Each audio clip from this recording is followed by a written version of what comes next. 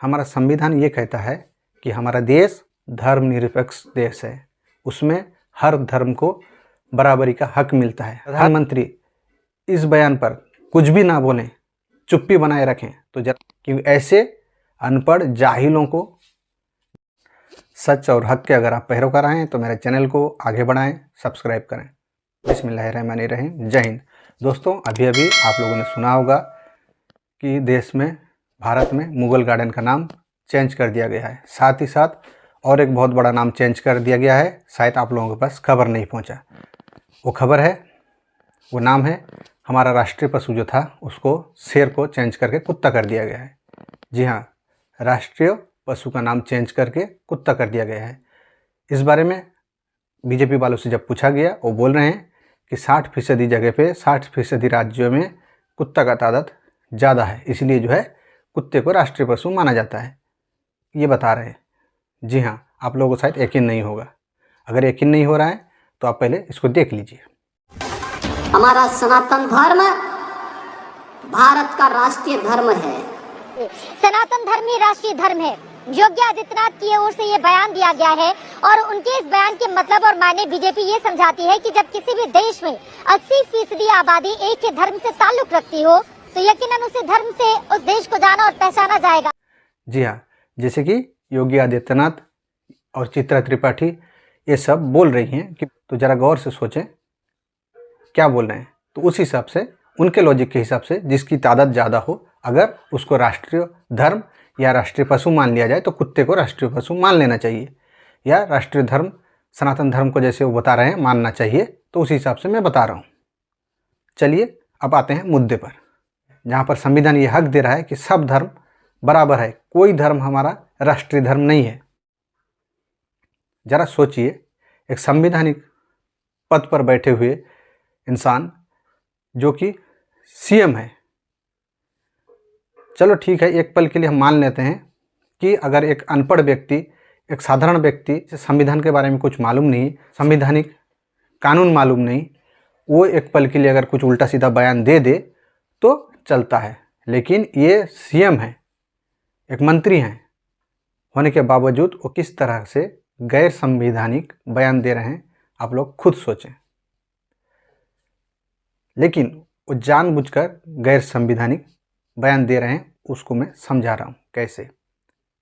वो इसीलिए क्योंकि इनको पता चल गया है देश में 60% जो पिछड़ा वर्ग है, यानी कि दलित वर्ग, वो और 2014 वाला या 2019 वाला नहीं है।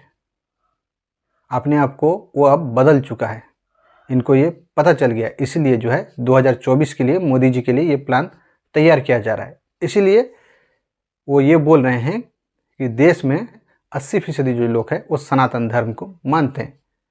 लेकिन असल में वो इसलिए बोल रहे हैं कि उन 60% लोगों को मनाने के लिए, सारे दलित वर्ग को मनाने के लिए, जो हाँ तुम भी हमारे भाई हो, क्योंकि 2024 आ रहा है, इसीलिए ये प्लानिंग किया जा रहा है।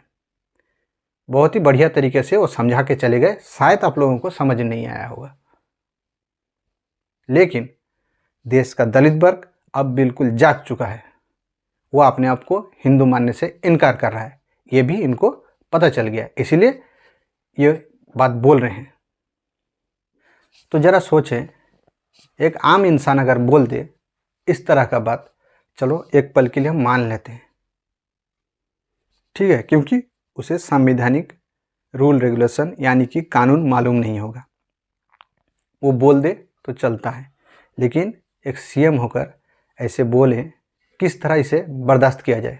हमारा संविधान ये कहता है कि हमारा देश धर्मनिरपेक्ष देश है, उसमें हर धर्म को बराबरी का हक मिलता है, हर धर्म को बराबरी का हक मिलता है। फिर भी एक सीएम होकर अगर इस तरीके के बयान दे दें और प्रधानमंत्री इस बयान पर कुछ भी ना बोलें, चुप्पी बनाए रखें, तो ज़रा सोचें इनकी किस तरह से मिलीभगत रहता है गैर संवैधानिक बयान देने के लिए। जानबूझकर ये बोला जा रहा है, जहाँ पर संविधान ये हक दे रहा है कि सब धर्म बराबर है, कोई धर्म हमारा राष्ट्रीय धर्म नहीं है, लेकिन फिर भी ये बात बोला जा रहा है। ये उनकी गलती नहीं है, हम जैसे लोगों की गलती है।